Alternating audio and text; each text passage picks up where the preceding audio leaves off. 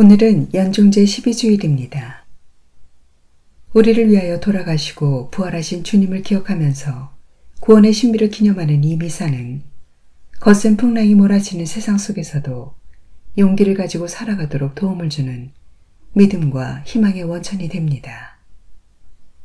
우리를 당신 곁으로 불러주시는 주님께 감사드리며 주님의 사랑 안에 머무릅시다.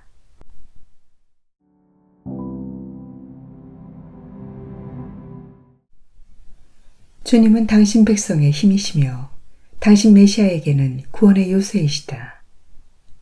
주님, 당신 백성을 구원하시고 당신 제산에 강복하시며 그들을 영원히 이끌어 주소서.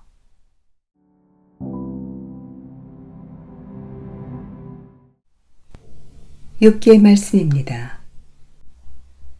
주님께서 욥에게 폭풍 속에서 말씀하셨다. 누가 문을 닫아 바다를 가두었느냐? 그것이 모태에서 솟구쳐 나올 때 내가 구름을 그 옷으로 먹구름을 그 포대기로 삼을 때 내가 그 위에다 경계를 긋고 빗장과 대문을 세우며 여기까지는 와도 되지만 그 이상은 안 된다. 너의 도도한 파도는 여기에서 멈추어야 한다 할 때의 말이다. 주님의 말씀입니다. 하느님 감사합니다.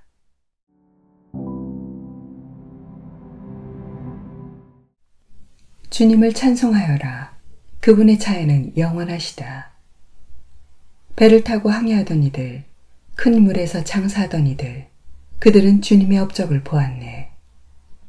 깊은 바다에서 그분의 기적을 보았네. 그분 말씀에 사나운 바람이 일자 커다란 파도가 높이 솟았네. 그들이 하늘로 솟았다가 바다 깊이 떨어지니 그들 마음이 괴로움에 녹아내렸네. 공경 속에서 주님께 부르짖자 역경에서 그들을 빼내주셨네. 광풍을 순풍으로 가라앉히시니 거친 파도 잔잔해졌네. 바다가 잠잠해져 기뻐하는 그들을 원하는 항구로 그분은 이끄셨네. 주님께 감사하여라. 그 자애를 사람들에게 베푸신 그 기적을.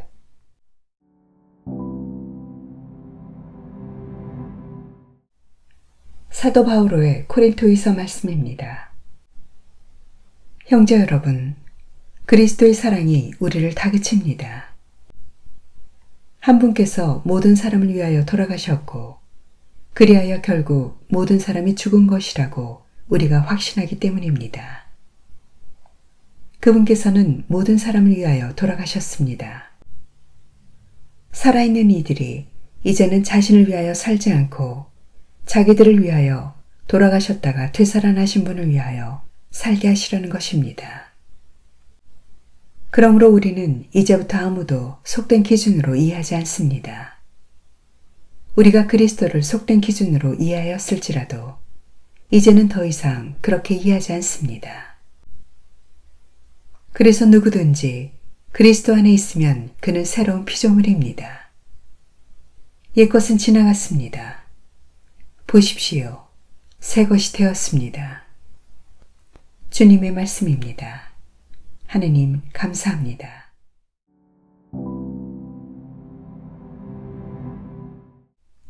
알렐루야. 우리 가운데에 큰 예언자가 나타나셨네. 하느님이 당신 백성을 찾아오셨네. 알렐루야.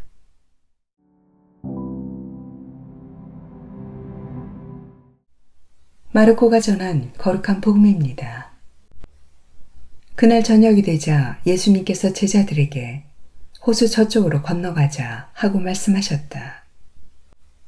그래서 그들이 군종을 남겨둔 채 배에 타고 계신 예수님을 그대로 모시고 갔는데 다른 배들도 그분을 뒤따랐다.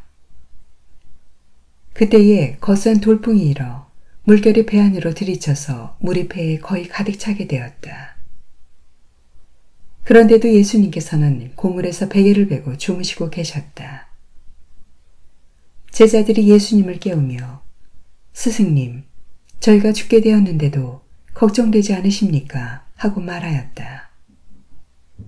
그러자 예수님께서 깨어나시어 바람을 꾸짖으시고 호스터러 잠잠해져라 조용히 하여라 하시니 바람이 멎고 아주 고요해졌다. 예수님께서는 그들에게 왜 겁을 내느냐, 아직도 믿음이 없느냐 하고 말씀하셨다. 그들은 큰 두려움에 사로잡혀 서로 말하였다. 도대체 이분이 누구시기에 바람과 호수까지 복종하는가? 주님의 말씀입니다. 그리스도님 찬미합니다.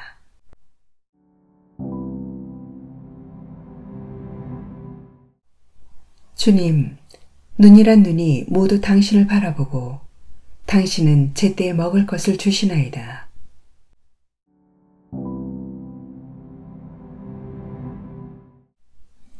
프란치스코 교황께서는 하느님의 뜻을 찾는 데에는 언제나 불확실함이 있으며 만일 너무나 확실하게 말하는 사람들은 하느님이 아니라 자기 자신을 위해서 하느님을 이용하는 것이라고 말씀하십니다. 매사에 하느님을 찾고 발견하려는 일에는 여전히 불확실성의 영역이 남아 있습니다. 그분은 거기에 계셔야 합니다. 누군가가 하느님을 확실히 만났다고 말하면서도 불확실성의 그림자가 드리우지 않는다면 뭔가 잘못된 것입니다. 어떤 사람이 모든 질문에 답을 가지고 있다면 그건 하느님께서 그와 함께 계시지 않는다는 표지입니다. 인간은 하느님의 신비를 완전히 알 수 없기에 너무 쉽게 단정해서는 안 됩니다. 그분의 뜻을 알고자 노력할 뿐이고 그 노력으로 숨겨진 의미를 아주 조금씩 깨달을 수 있을 뿐입니다. 세상의 모순과 고통, 얘기하지 못한 사고, 소중한 이와 헤어짐 등 어떻게 이 모든 것을 분명하게 설명할 수 있겠습니까? 그럴듯한 이유를 붙일 수야 있겠지만 사실 그것이 하느님의 뜻인지 자신의 생각인지 확신할 수 없습니다. 유한한 인간은 믿음을 가지고 겸손하게 그분의 뜻을 찾는 여정을 걸어갈 뿐입니다. 제1독서의 욥은 하느님의 뜻을 찾아 모험에 나섰습니다. 그의 눈으로는 무고한 의인의 고통, 아무 이유를 찾을 수 없는 불행을 설명할 수 없습니다. 그는 그저 하느님을 만나 자신의 고통을 토로하고 이 고통의 이유와 의미를 묻고자 합니다. 이에 대하여 결국 하느님께서 응답하십니다.